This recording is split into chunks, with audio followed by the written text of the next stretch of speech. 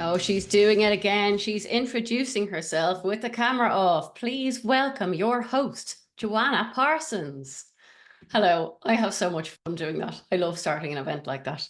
Okay, let me move these things around. Let's get started. So thank you all so much for coming. Cheapers, there's loads of people here. Welcome to this Ask Me Anything session in partnership with my friends at Workvivo. Workvivo is a fabulous Irish company that make a product that I just love because it helps people connect, not just to their organization, but also to each other. And it's funny because I'm really fussy with who I partner with. I get approached all the time to partner with lots of companies, and I usually say no because it isn't the right fit. But with Workvivo, it's just like, yeah, of course. Like, I think you're great. And I hear a lot of good feedback in my community and through my clients about Workvivo all the time. So I'm super happy to be here with Workvivo. I think we've got this cited for 45 minutes, but like I'm quite happy to do an hour because there's so many bajillions of questions have come in already. So let me just explain how this is going to work. So if you are joining me on Zoom, you have two boxes down the bottom. So you've got the chat box, which is where you can have the chats. You could chat to each other. You can leave comments about what I'm talking about. If you have questions you want me to answer, please use the Q&A box, which is a separate box. I'm not going to be able to keep up with the chat, but I will keep an eye on the Q&A box as we go through. I also have all the questions that you submitted in advance that came in through your registration. I think there's about 140 questions there. So I will do my very best to get through as many questions as I can. I'm not going to get through them all. And at the halfway mark, in about 20 minutes, 25 minutes, you're going to hear my alarm go off. That's when we're going to take a pause. I'm going to tell you how you can enter today's giveaway. And in the giveaway entry, you can also influence what other webinars and events me and Workvivo are going to do next year. So you can tell me what are your most pressing issues. What are the things you want more of a deep dive into? Because I would love to help you to solve the problems that matter most. Okay, so let's get started. I think a few people have already done it. This is brilliant. I was going to say, tell me where you're tuning in from. And look, these people have already done it. You bunch of legends, because I feel like we have a very global community. Here we go. We've got Scotland, London, we've got Wales, we've got Paris, Berlin. This is very glamorous. New York City. And then from New York City to Milton Keynes. I'm not sure the glamour level is the same, but I'm in Dublin, not very glamorous either. We've got Norway, goodness gracious, and all over the place. Okay, Canada, goodness gracious. Okay, this is fabulous.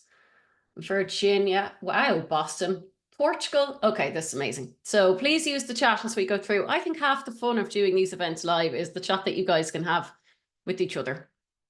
All right, and if you are tuning in on LinkedIn Live, you can leave your questions or comments in the comment box underneath, and James from Workvivo is going to keep an eye on that, and he'll pop your questions into the Q&A. So I'm going to alternate from the questions that you give me here live in the Q&A box. I'm going to start with the questions that have been sent in advance. I really am going to try and get through as many of these as I can, but I want to give you like decent advice rather than one-liners. So let's jump straight in. What's the first one I have here? Okay, here is a question. I'll read the question first and then I'll give you my thoughts on it. And please, as I said, chat away there to each other. Question is, how can I get my employees to open emails? We have really low click rates. Okay, so this person doesn't say email newsletters. So maybe it's either an email newsletter or it's an all company email. This is a really common problem. Like people won't answer the stuff or won't open the stuff that you have put your heart and soul into creating. I do have practical advice to help you here. The first thing I would do is if you're sending out an email newsletter or an all company email, think of it like a product that you have to love and craft and improve and iterate on all the time. It's not something that you fling together and lash out with no thought. It should be really intentional and really carefully thought through in terms of, is it relevant to the people that I'm sending it to? And is it helping them to do their jobs? There is a great line that I learned from a friend of mine, Jay Klaus. He talks about the regret test. So he runs an email newsletter, and every time he's creating it, before he hits publish, he's thinking, will this pass the regret test? So when people open this, will they regret opening this, or will it be a good use of their time? So lead with value and be thinking about, is this useful to people? Is this valuable to people? If you're sending out stuff that people don't care about, of course, they're not going to open it. If you send stuff that is helping people and is valuable to them, they will start to open it. They will build that trust. If they constantly pass the regret test and your emails are constantly really good and helpful, your email open rates will go up consistently over time. Okay, here is another question, totally different one. Oh, I love the breadth of questions that have come in, by the way. How do you pick yourself up after feeling like you failed at a task or project? Oh, okay, this is a tough one. This is really hard. I would try to adopt a different mindset towards failure. Like, failure is really hard, right? Nobody likes to fail. But if you try to avoid failing all the time and treat it as something that you just don't want to be near, then you're probably limiting your opportunities for growth and for development. So try to shift your mindset that failure in itself isn't a bad thing. Failure is a great learning experience. So my favorite word, I should have said at the start, we should do a game about how many times I'm going to say the word curious or curiosity. Maybe don't count, but I'm going to say it a lot. Definitely when you're faced with a failure or something's gone really wrong, lean into your curiosity and look at it with a curious eye and think about, well, what happened here? And what role did I play? And what role did other people play? What could I learn from this? What would I do differently if I had the opportunity to do this over again? And remember, if something goes wrong and you feel like embarrassed about something, maybe you've tried something new for the first time and it didn't work. There was a lovely quote I came across this year from, I think it's from a boxer, Ed Latimer, maybe. And he said, embarrassment is the cost of entry. So like, if you're going to start something new, it's going to go wrong and you're going to be embarrassed, but that's just the cost of entry. If you don't do that, you'll never get better. You'll never become a master. So embrace a bit of embarrassment. That's totally fine. Embrace some failure as a way to learn and to grow and to keep getting better. Okay, I can see the Q&A box here coming in live. Let me have a look at here. Okay, Claire Elliott, very nice, simple one. You just hit 30K followers for your LinkedIn post. Who did your artwork? Canva, 100%. Took a template, changed the colors, made it my brand, stuck my face on it. Job done.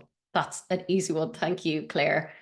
Okay, let me have a look here. What are the ones here? Okay, here's a question that I think will be helpful to a lot of you, because one of the main things I hear from internal communicators is that they're overworked and that they're tired and there's too much on and not enough time. So the question is, what frameworks have you found particularly helpful in prioritizing your workload when you've limited team resources? So this is a really common challenge. And if you've ever felt like you are drowning in work or you just don't have enough hours in the day, like, first of all, you're not alone, but it also isn't inevitable. So there is a really helpful framework that I use a lot, both with myself in my business, also with clients as internal communicators. Anybody who feels a bit overwhelmed or frazzled, like you don't know where to start tackling your endless to-do list, the framework is called the Eisenhower Matrix, sometimes called the Eisenhower Box, the Eisenhower Quadrant. It's a very, very simple tool. Take like 15-20 minutes out of your day. And how you do it is you're going to write down all the tasks that are on your plate, all the stuff that you need to do, that people are expecting you to do, that's on your list. And you're going to map them out into 4 quadrants. You're basically going to assign them into one of 4 spaces. So the first one is important and urgent. So stuff that matters. Important means like aligned to your strategy. Stuff that matters and has a deadline on it. Second quadrant is, I don't know why I'm using my fingers, you can't even see, important and not urgent. So stuff that you know that matters, but there's no deadline on it. This is stuff like measurement and evaluation, strategic planning, building relationships. That's stuff that we know is important, but like kind of gets knocked to the end of the pile. And then the other 2 boxes are not important and urgent, and not important and not urgent. And the goal of this is to map out, understand where you're spending your time is the first bit. And then the second bit is anything that's in that not important. So it's not important and not urgent, or it's not important and urgent. You just shouldn't be spending your time on those things at all. So that's a piece of work to start thinking about. Any work that falls in there, how can I delegate that? How can I eliminate that? That is a great conversation to have with your boss. If you don't have the autonomy or the seniority level to just decide, I'm not doing that anymore, that's a great conversation to have with your boss. Bring this exercise with you and show them, like, I'm spending 25% of my time on not important work, and I would love your help to change that and to reallocate my time. And essentially what you want to do is figure out how to get rid of that not important work and figure out how to spend more time in that magical quadrant of important but not urgent, because that's the long-term important meaty stuff that's going to make you like have a great impact and deliver results. If you're interested in that more, that is in my book. I did take a note earlier. If you have a copy of my book, I think it's on page 105. I go through that in quite a lot of detail. Okay, otherwise, if you don't have my book, by the way, you don't have to buy it. I think James Clear has a good blog on the Eisenhower matrix, so you could just look that up on Google. Okay, let's have a look at, okay, Stuart McIntyre, hello. What's your view on AI generation of copy and images for internal comms purposes? Why should employees give us their valuable attention for our comms if we and IC professionals can't justify giving the creation of those posts our time and creativity? This is a bit of a hot topic. I quite like talking about this and like thinking about this.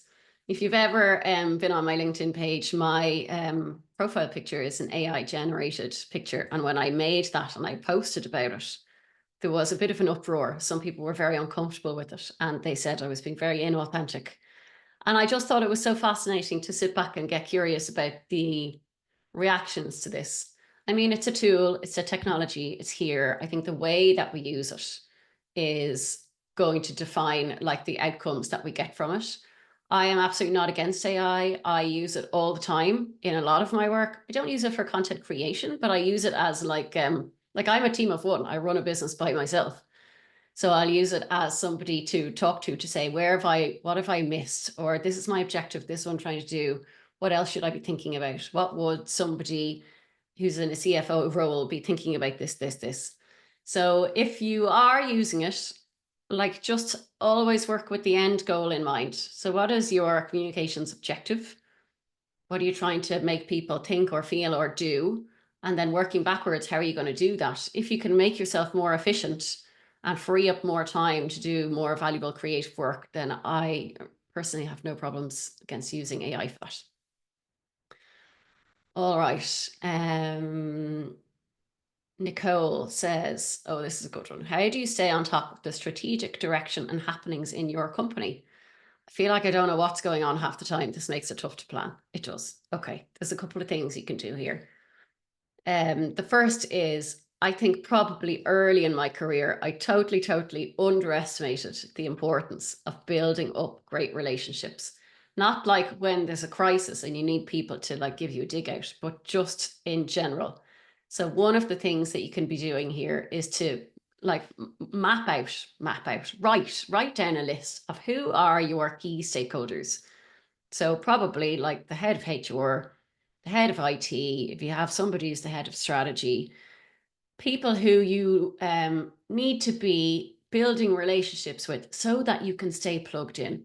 And a piece of advice I would give you is when you're trying to get senior stakeholders to bring you in more, is approach them, here we go again, with curiosity.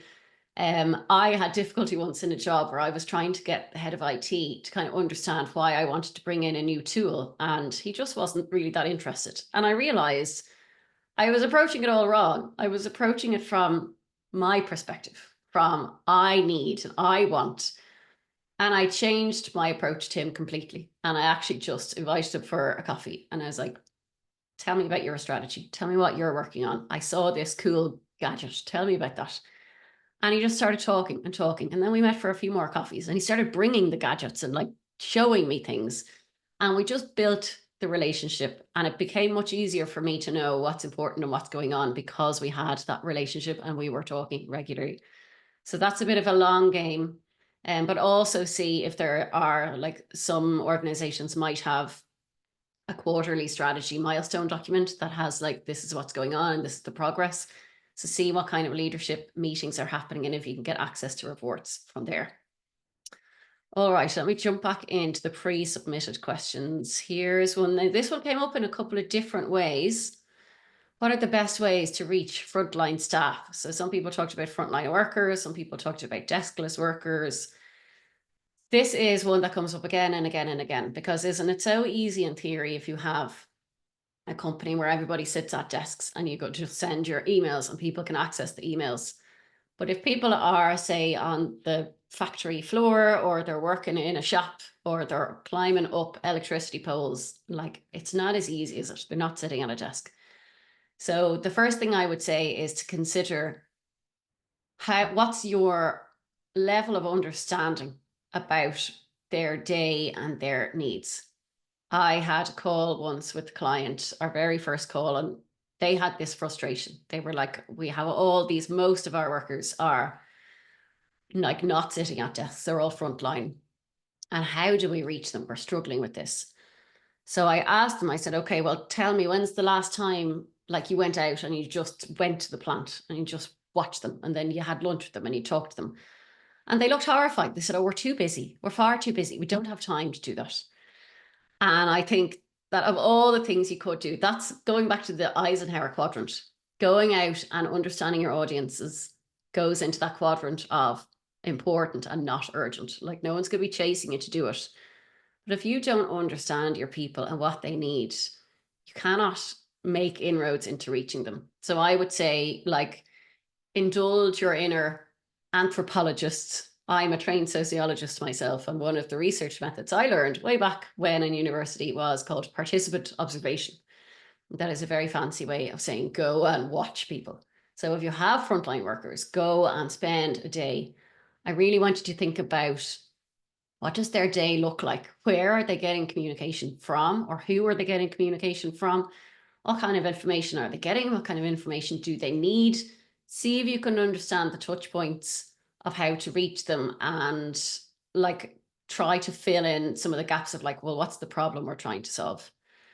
Now you can look at manager cascades for reaching frontline workers. That can be effective. That's always a tricky one. Like, has anyone ever figured that out? I don't know.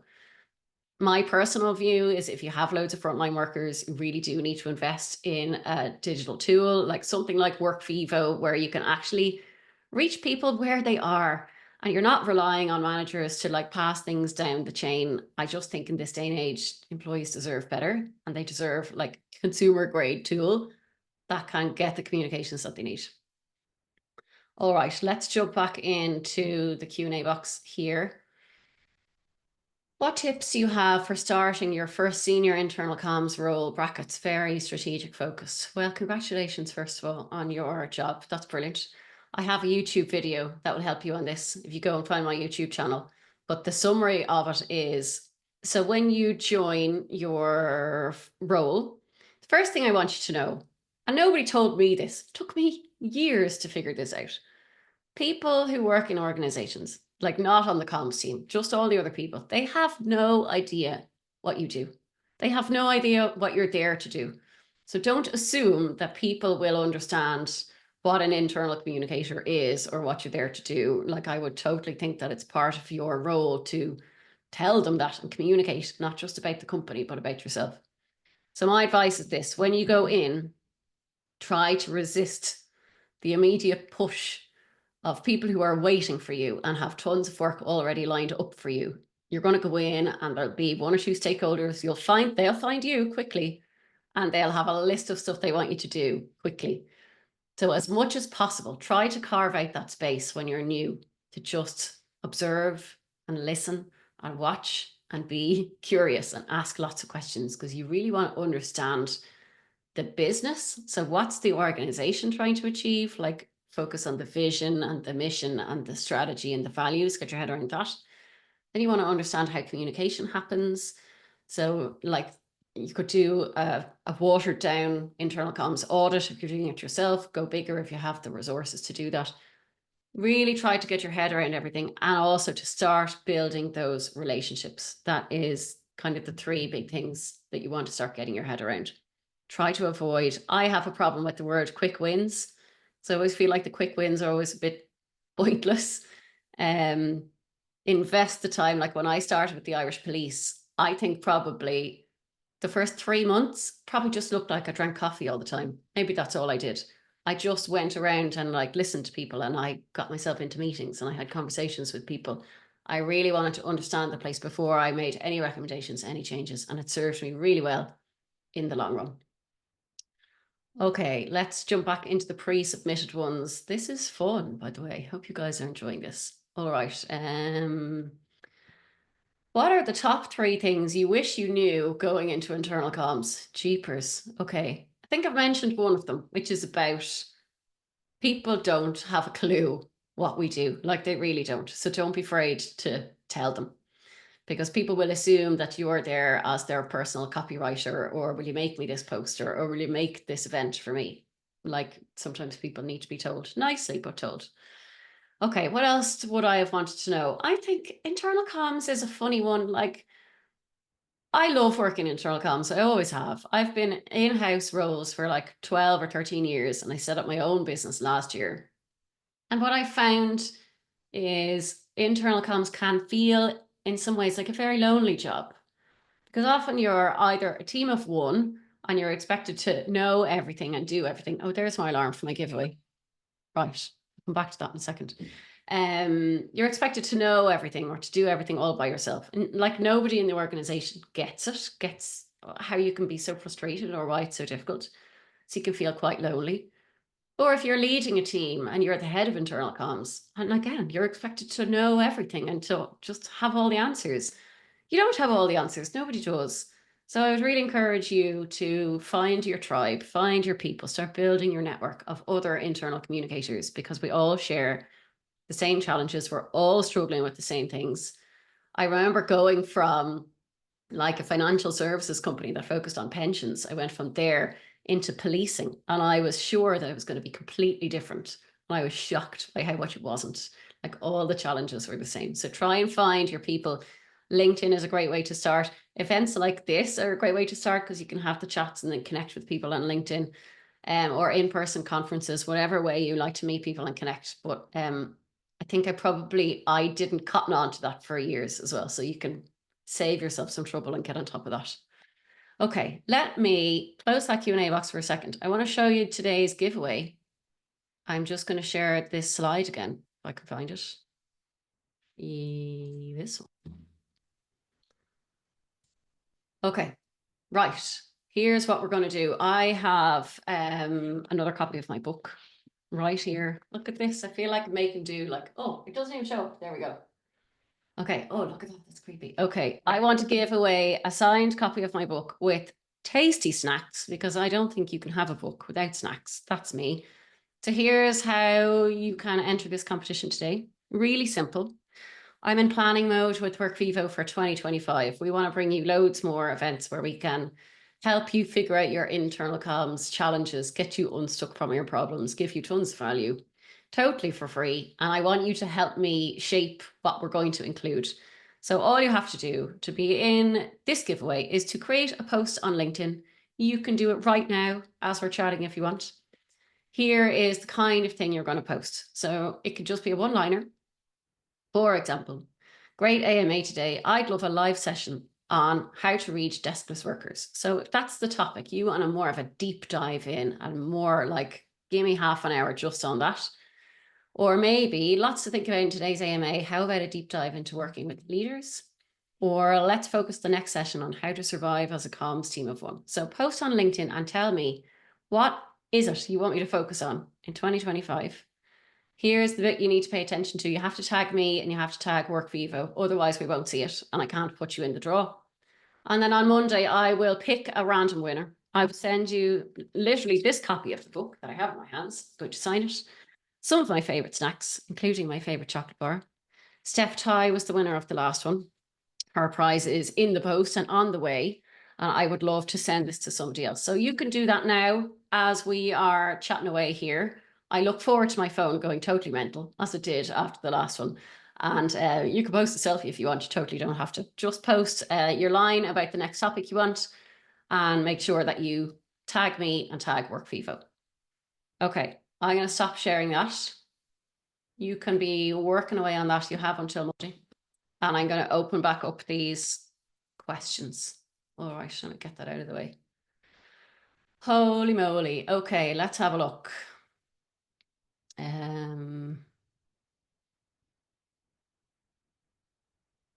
Okay, Kylie, lovely question. Joanna, how do you link your business strategy to your internal comms strategy? I love this question. I wish people would ask this question more often. Okay, because I feel like sometimes I have very exacting high standards, and sometimes I get frustrated at the advice that's out there because it's too high level for me.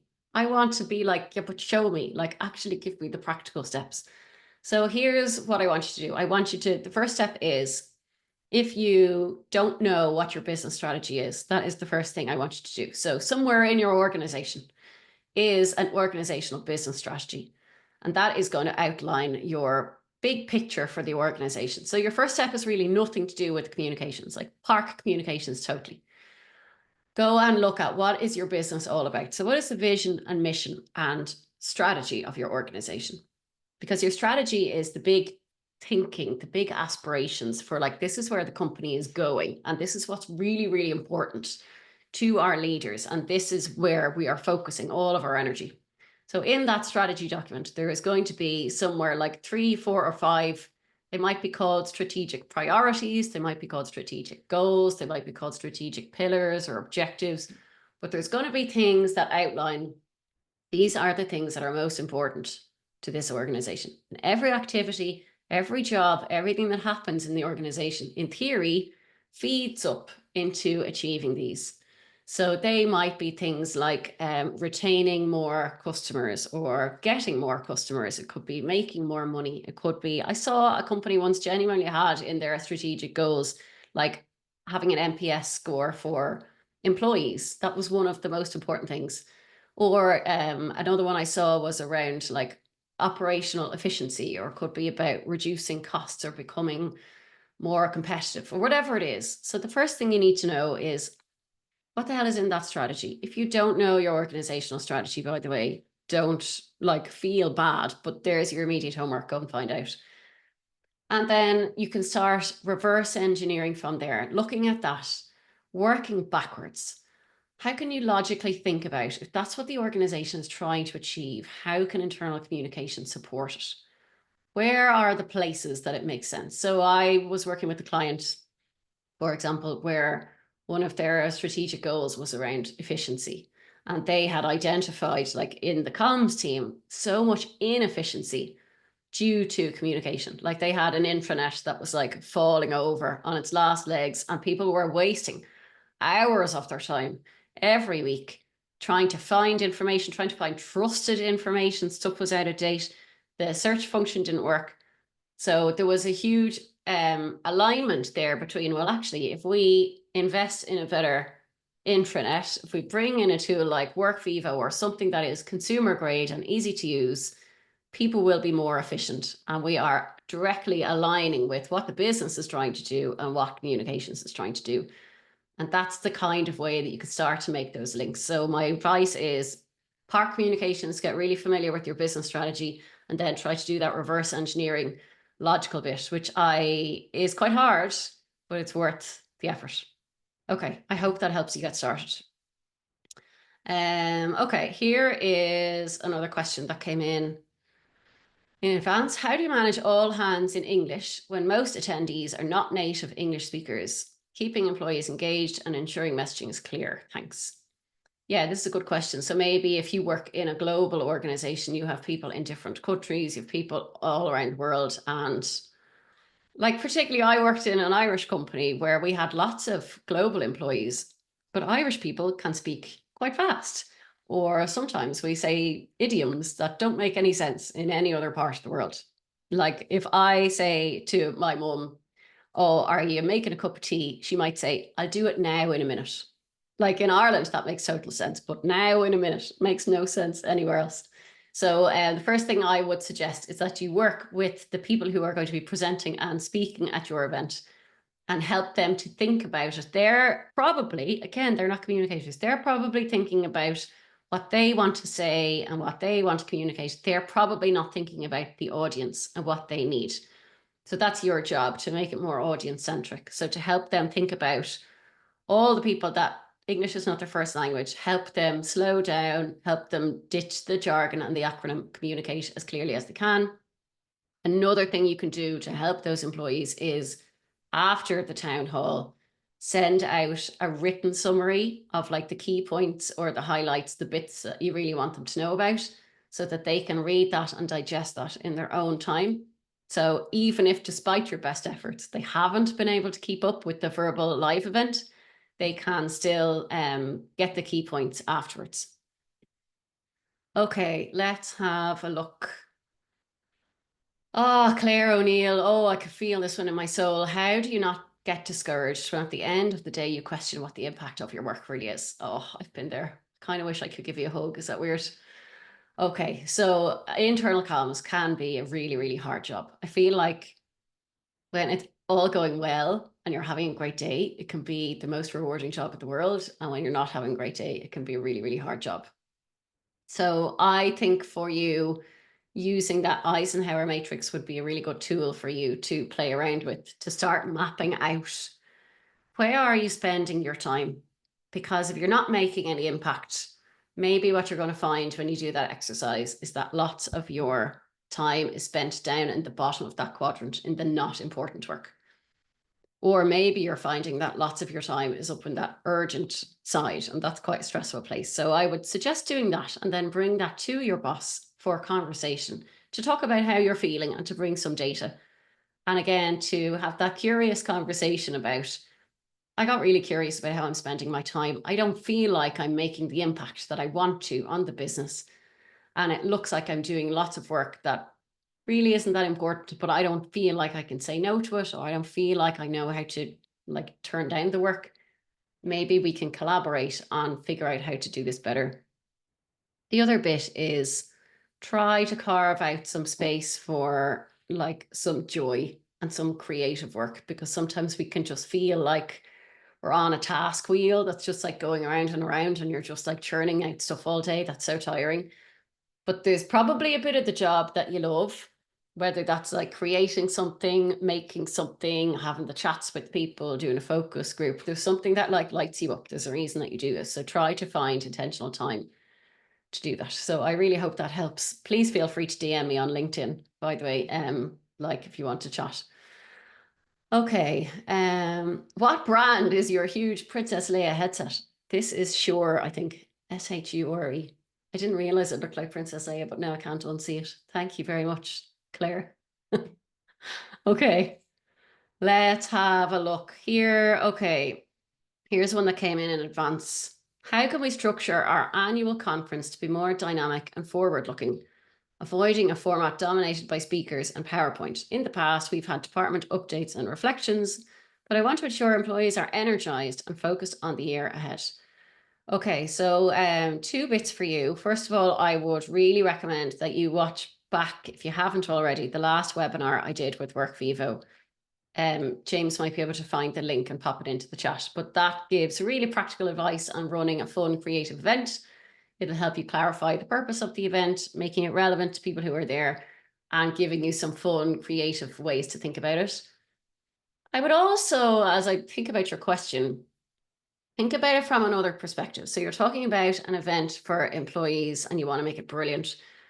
Why don't you think about it from the perspective of, if this event was for customers or prospective customers, how would we approach it? So why don't you go and talk to your marketing team? Because they do amazing, incredible events all the time. How would they go about planning it? How would they go about thinking about the audience and creating the segments? Because, you know, if it's a customer event, they're not just going to do a load of crappy PowerPoints. That would never be allowed. It's going to be way more consumer grade. So you may not have the budget to do exactly what they would do, but I reckon you'll find some really good advice. You may also find some support, some skills in that team that they might help you with the event a little bit, or at least get you. They might also have lovely like like briefing documents or templates you can use to plan and prepare. And so I would make super best friends with your marketing team and see if they can give you some help. Okay, let me have a look.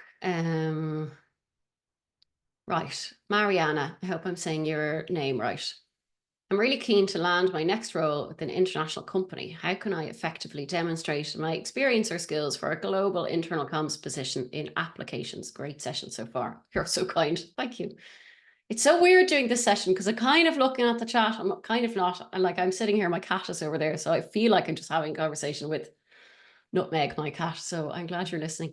All right. How can you demonstrate your experience or skills? So I have recently been working with a client who is hiring an internal communicator for their team for the first time. And my role has been reviewing all the CVs that come in, making the shortlist, sitting on the interview panel and like helping them to pick somebody. And what I see all the time over and over and over is when people are applying for jobs, their CV and their cover letter is first of all not targeted. Like I can tell that this is just a generic CV that you've sent out to everybody. So the first bit is go through the job spec, go through the advertisement and pick out the keywords. Like what exactly are they looking for?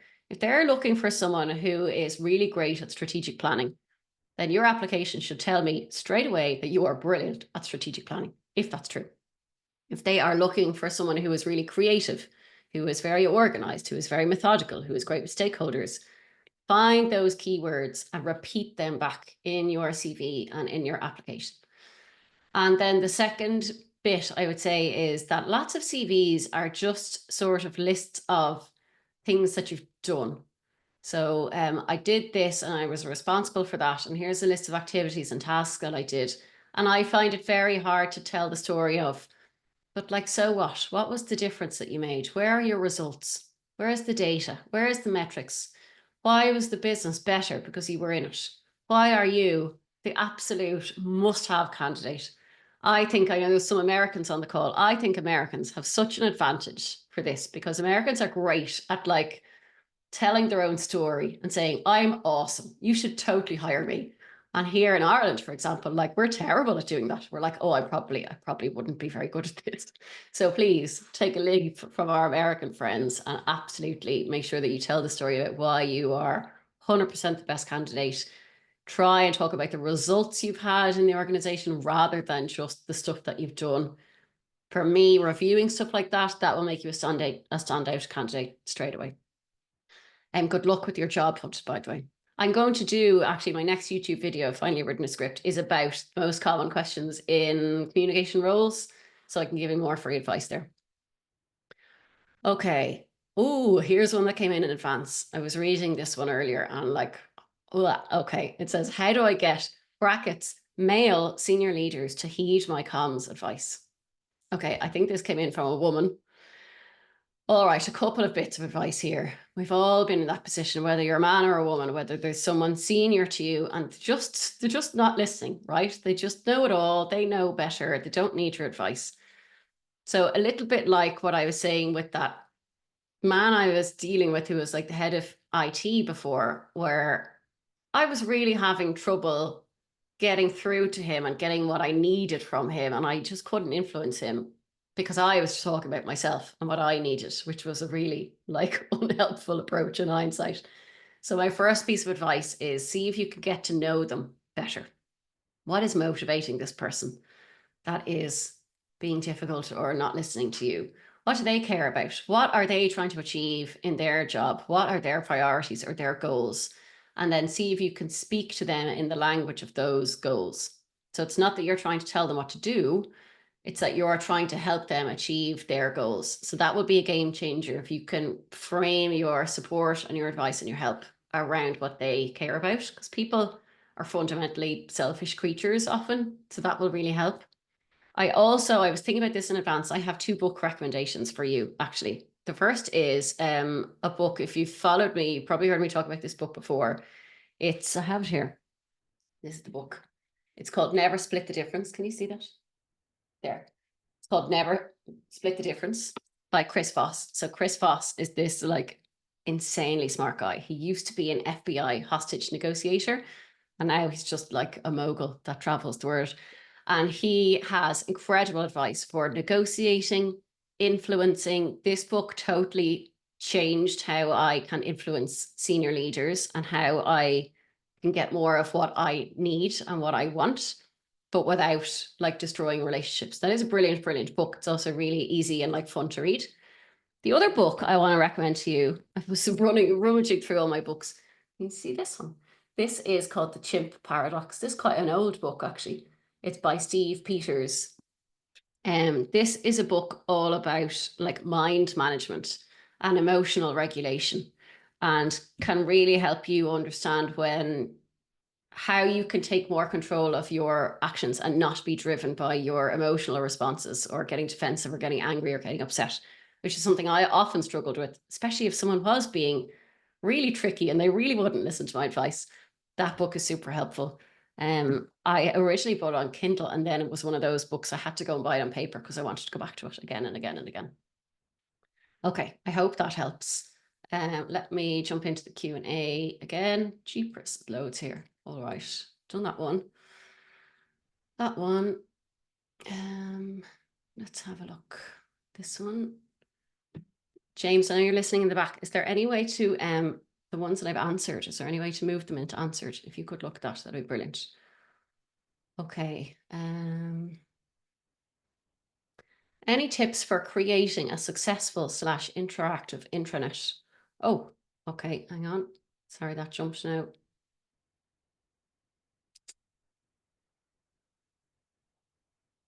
Okay, it was a question about how do you bring in an intranet and how do you do it successfully? Yes, there's actually somebody in my membership community that just did a session with us yesterday, day before yesterday, about, now her platform of choice was Workvivo, which is a coincidence, but true. And she kind of went through step by step, like what she did and what she learned. And the very short summary of it was, I thought her starting point was excellent, because her starting point was with purpose and problems. So what is the purpose of an intranet? Like, do we need an intranet? I suppose was her starting point. What business problem is it trying to solve? Because if you start with that and then you can figure out like what it's for, then you're in a good starting point to think about, okay, well, that's what it's for. Which kind of platforms might meet those needs? Because then she did like a short listing and she did demos with like a bunch of vendors and looked at a bunch of different platforms, and then made her choice. And then because she went with Workvivo, she was in like really good hands. They helped her do like an implementation plan and a project management plan.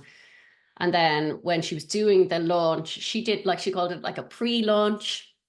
So she did loads of like teasers, and she started creating a buzz in the company. Like one really simple, like zero cost thing she did was she had like desktop backgrounds came on and it just said like something new is coming. So people didn't know what it was, but like it got people talking and kind of excited. And then they did a big launch event with the CEO, and Workvivo came down for it actually and did the event with them. I think she had like 70% of the company showed up for the launch event.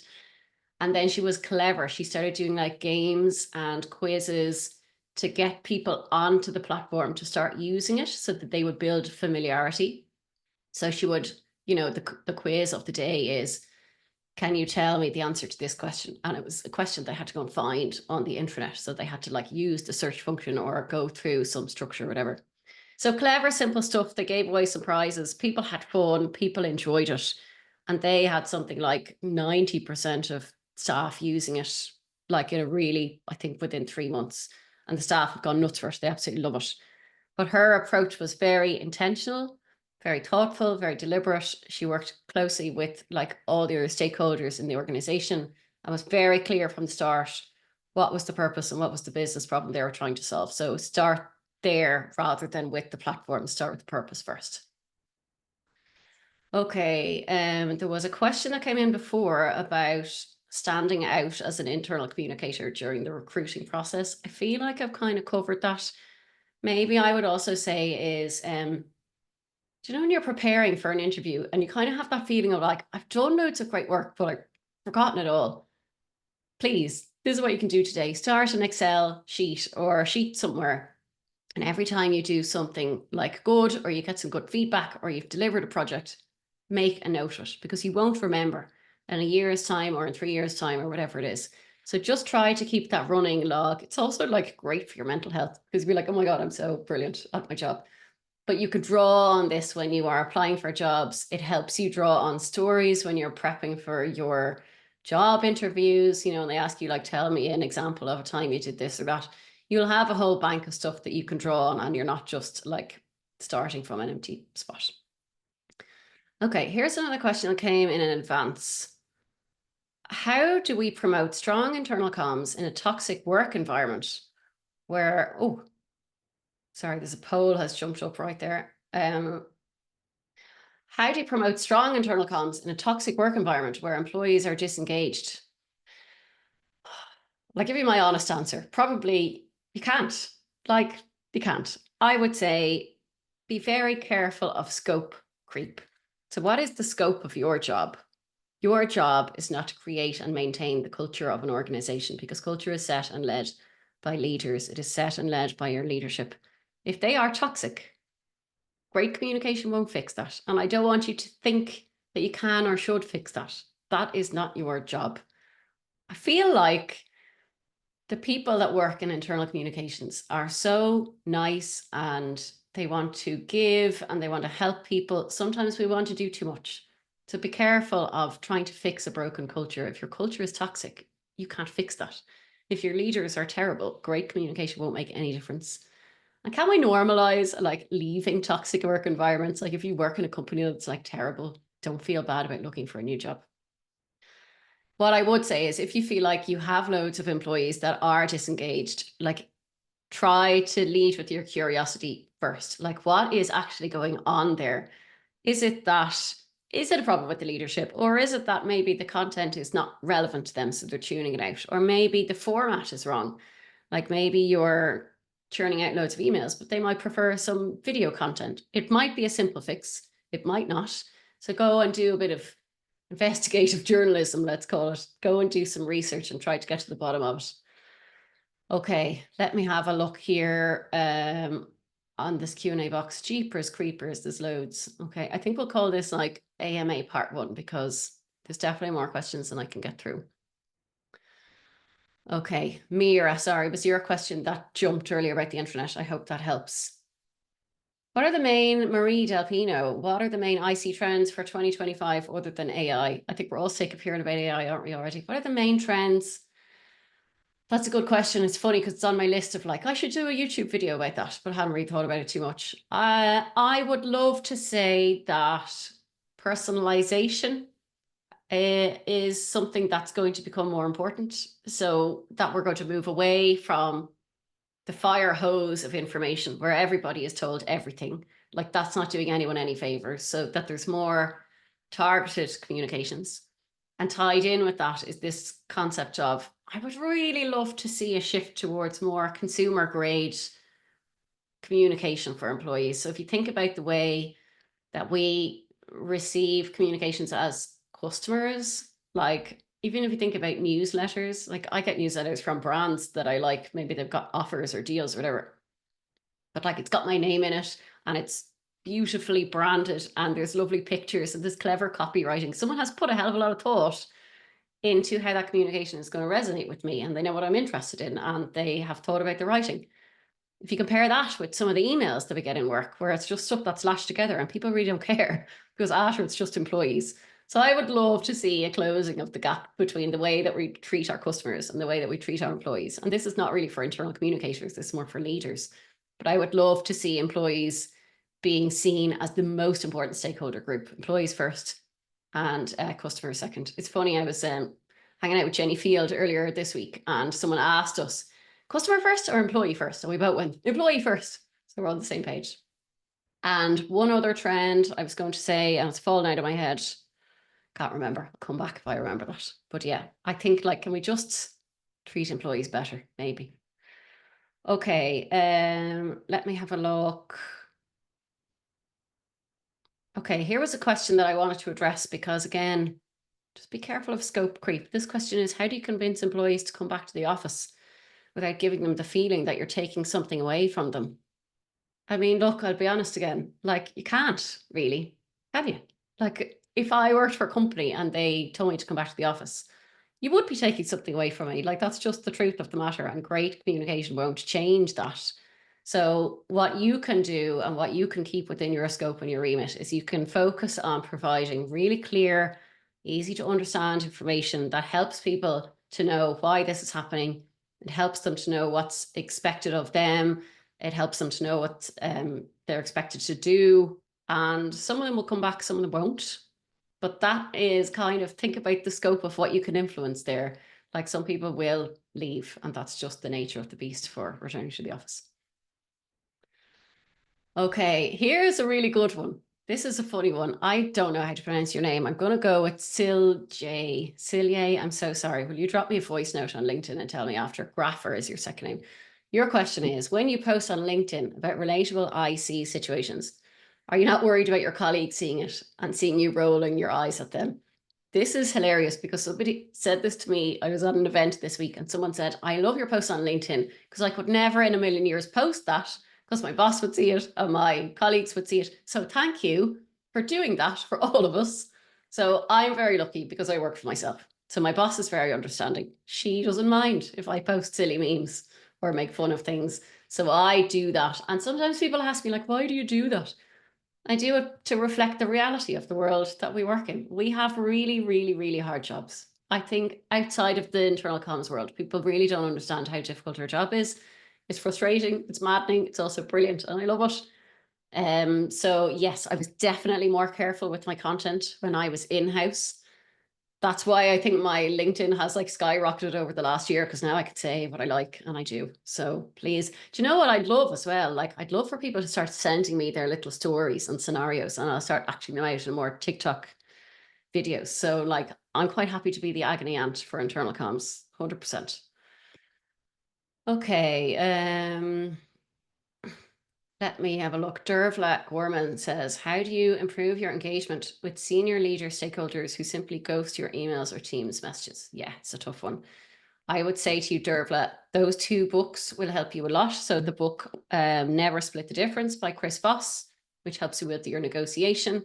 Everything we do in internal comms is negotiation, whether you realize it or not. And also The Chimp Paradox is a good book. I would say go back to basics and think about, what do they care about? How can I influence them? Who are they listening to? Who is in their sphere of influence them? Build those relationships. I know I've said that a couple of times, and it's so easy to feel like I'm too busy. I don't have time to go and just meet someone for a coffee.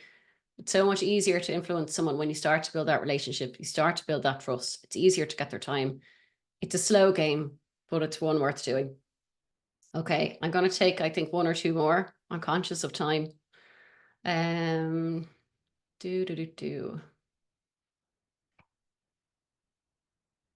Okay, Leslie, and there's a couple of comments under this.